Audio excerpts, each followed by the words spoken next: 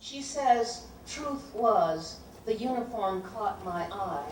First time I saw them walking so proud and tall, could have been that uniform stood up by itself. Starched so clean it was, and hat, she says, hat set jaunty over bangs pressed tight like a roll of $50. Everything jazzed till you get down to the shoes. A dead giveaway, 'cause no woman I knew willing to trade in her high heels for brogans looked like a man just stepped out of.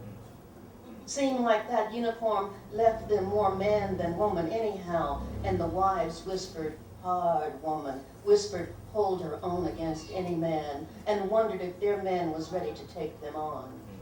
Still, she says, first time I saw them parading like they had suit hangers up under their shirts, I nearly bust out laughing, looking at how stiff they moved, till I figured that uniform let them walk on any side of the street they chose. I was walking on a stretch of wasn't nothing going wrong, but wasn't nothing right either. So I signed up for a bunk and a duffel bag and sanitary napkins issued once a month. I signed up because truth was, I didn't know which way I was going in that world where folks didn't believe a woman could do a man's job. Thought one woman could put a platoon at risk, the men rushing in to save her sorry ass. And I re-upped to prove them wrong.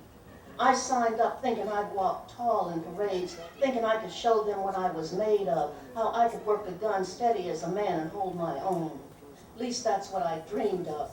At least that's what I dreamed for more than 20 years, serving my time in quartermaster in armpit towns, never even seen a woman like me before, and the brass not letting us off post except in pairs on account of civilians who copped an attitude when we passed.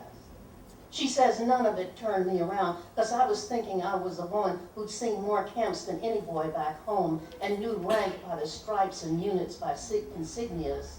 I even dreamed myself in uniform, but like my mama used to say, dreaming ain't doing, and shoulda never crossed nobody's bridge. Still I stayed moving up in rank, watching the world slide by in slow motion. Grunts got it different these days, going from boot camp to combat in a short stretch. Yet I'm the one greeting them when they return, body bag or walking. I'm senior non-com old school in white glove uniform tying and grade slashed on my sleeve. I'm the one telling them it's not the uniform who makes me proud, but what's in it. And I'm the one who salutes them all.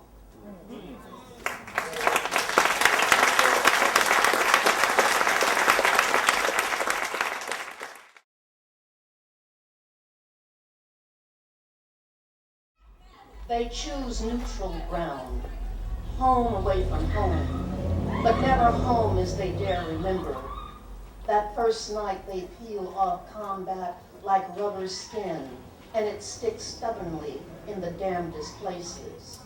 But when he kisses her, the musky smells of some other woman's thighs cling to his beard, and she turns her head, but only slightly, as his tongue serpents out to lick clean his upper lip in a quick flick, as if that other clitoris were still within reach.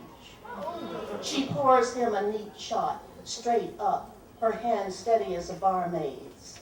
It's not enough they finish their second tour of duty unscathed, caught in the same desert fire, caught in the same desert crossfire, their units positioned only 300 miles a world apart. He wants to know if she's been faithful, and she worries what the neighbors think about her olive green t-shirts and red panties drying on the line, his camouflage shirt beside them.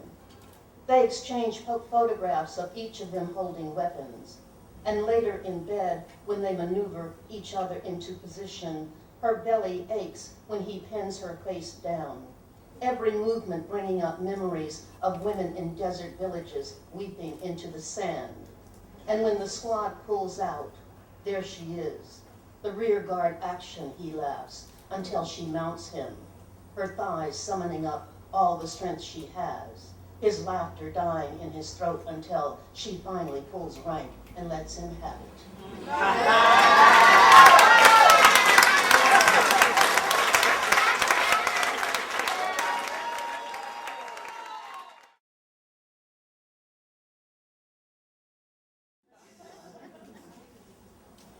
Some daughters were bred to be caretakers, obedient simply for the sake of obedience.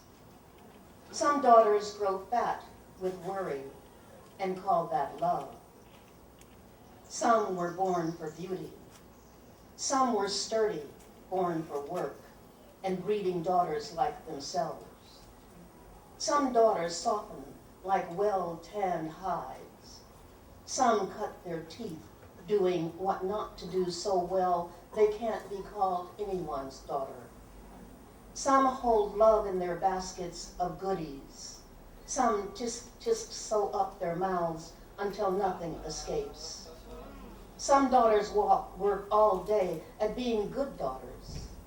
Some only howl at the moon for nights on end, forever the stepchild, the other woman standing at the back door, the princess who says, "Fuck the pee," and throws the mattress out the window.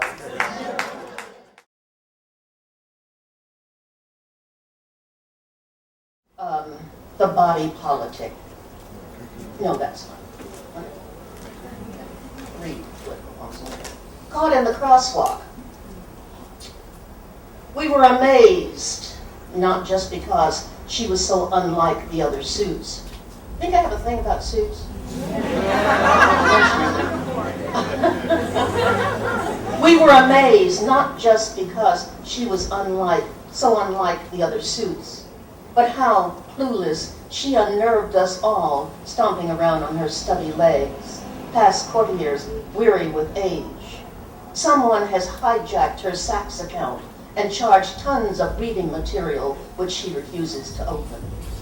She is practicing for the flute competition, her high heels gleaming, and despite the automated voice warning, "Walk, don't walk," she's caught mid-stride, waiting for the convention she really wants to attend, even if she doesn't have a ticket, even if her makeup is all wrong, and vetted or not, all those former governors won't be there to unmask at midnight.